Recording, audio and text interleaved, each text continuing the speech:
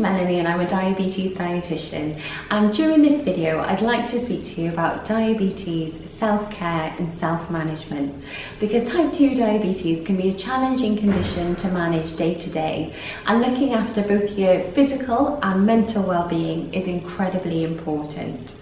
So if we begin by recapping and looking at the measure of diabetes management.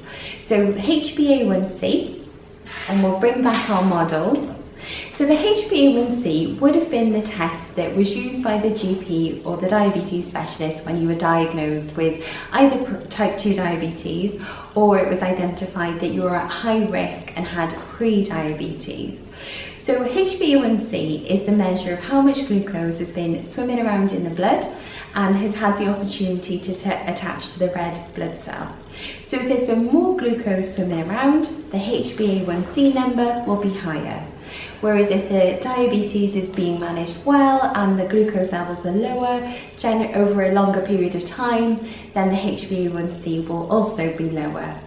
So type 2 diabetes is diagnosed at a HbA1c of 48. 42 to 47 is the pre-diabetes range, and 41 or less is not the diabetes range.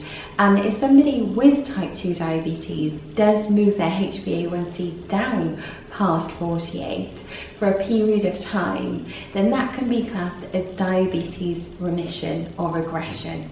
So that's something that you can discuss more with your clinician. And the other thing that I would mention as well is the pathway, or in terms of treatment of type 2 diabetes, and also initially with the pre-diabetes. So the GP might have let you know about your HbA1c number and then said that they'd like to give you a period of time to consider how diet changes and exercise might influence your HbA1c and whether it can be brought back down with the influence of those factors. So if it's not possible to do that and the HbA1c progresses, then the treatment might also progress to tablets, and from there it may then progress to insulin injections as well. And if those aren't suitable to help support you with the diabetes management, then there may be a combination of all of those factors that are used to help you manage your diabetes. But as was mentioned in the first video, there are also a number of lifestyle factors that can influence this as well.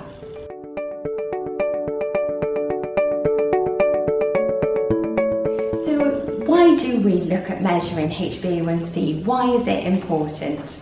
Well, one of the reasons that we realise that it's important is that we want to be able to reduce the risk of getting long-term diabetes-related complications. So those can be things like problems with our eyes or our feet or our nerves in our hands or our toes.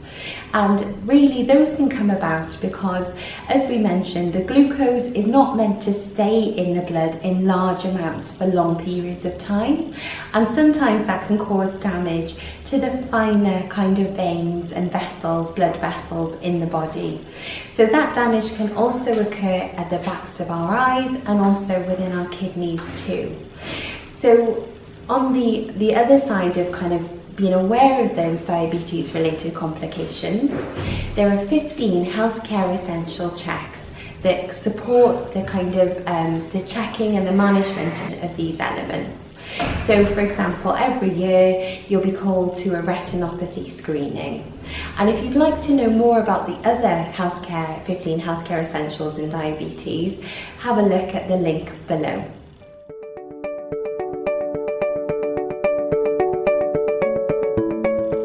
So one of the other lifestyle factors that I was hoping to speak to you about today is physical activity. And the recommendation for physical activity levels are that we do 150 minutes in total per week, and that could be 30 minutes over 5 days, for example. Now, you will know your health and your physical abilities best, and if you require support to kind of better understand what might be useful for you with physical activity, then do check in with your clinician about that.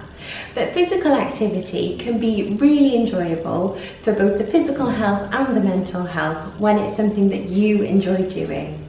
So whether that's something that fits into your daily activities, it might be getting off the bus a stop earlier or taking the stairs, or you might enjoy going to a class or going for a walk in your local park.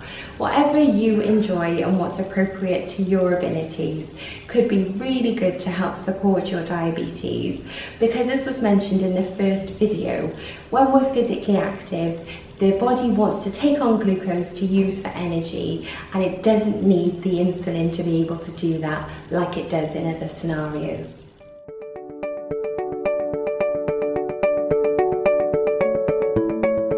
And another thing that I would mention in terms of lifestyle management is keeping alcohol intake to moderation.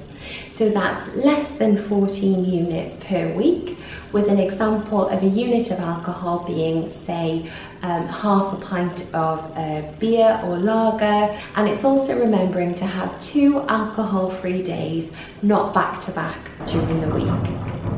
Reducing or stopping smoking can also have a positive impact on diabetes management, and if you'd like to receive more support with that, then looking at smoking cessation counselling or classes, groups or information could be really useful to look at online, and we'll pop a link below with regards to that.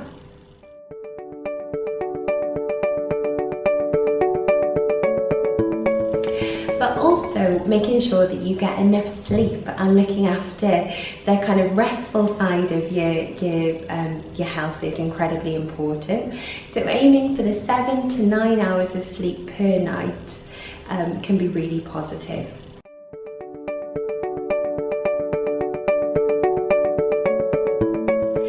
Finally, making sure that you're receiving enough support for your mental health. So whether that's peer support and kind of connecting with other people living with pre-diabetes or type 2 diabetes, or finding out more information about what's available in your local area in terms of support could be good too. So we'll also pop a link with regards to that. But in summary, lifestyle factors and looking after your physical and mental health can have a huge influence on type 2 diabetes and pre-diabetes management. Thank you for listening.